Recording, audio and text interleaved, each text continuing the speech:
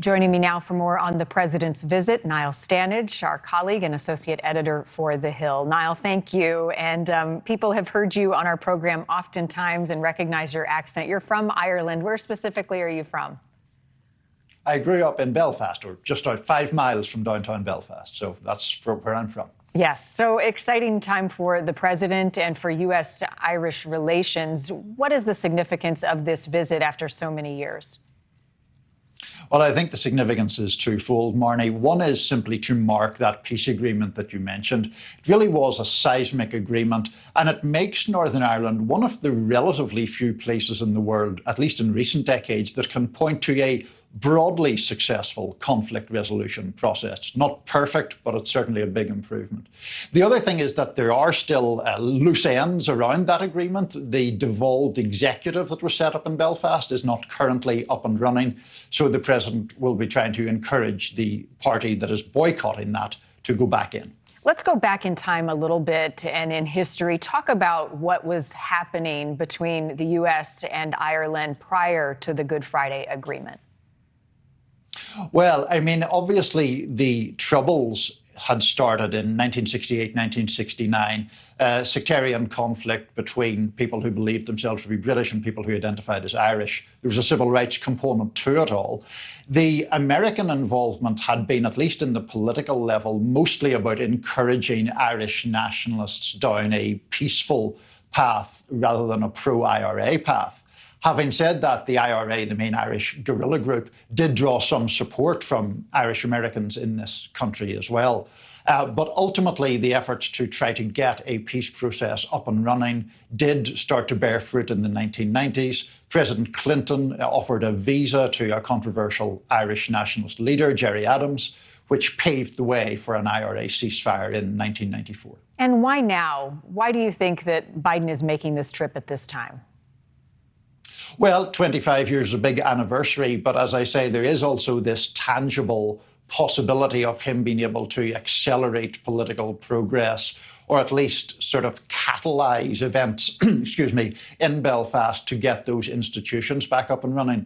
There is, of course, the additional point that the president is very, very proud of his Irish heritage, will drop poetry from W.B. Yeats or Seamus Heaney at the drop of a hat. And so he has always wanted to go there as president, and now he has the chance. So tell us a little bit more about that personal part of the trip, because rarely does the president get to step out of the diplomacy talks as he is in this trip and going back to his ancestral home.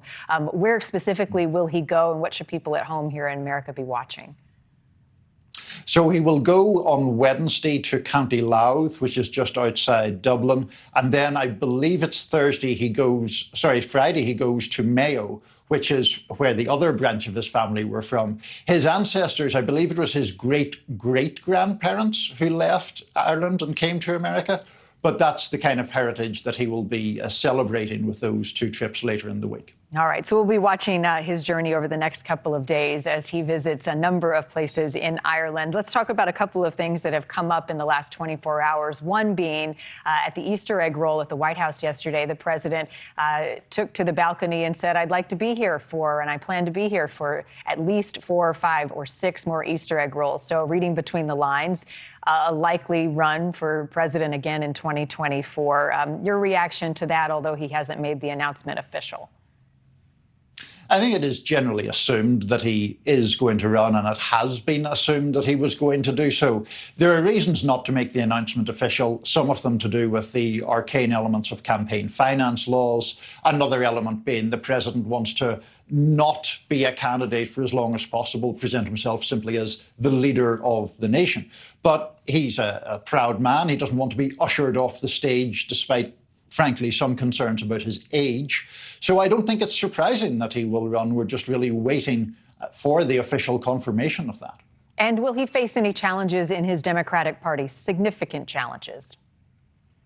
I don't know about significant challenges. I mean, Marianne Williamson obviously is a declared candidate, but is a frankly rather marginal figure.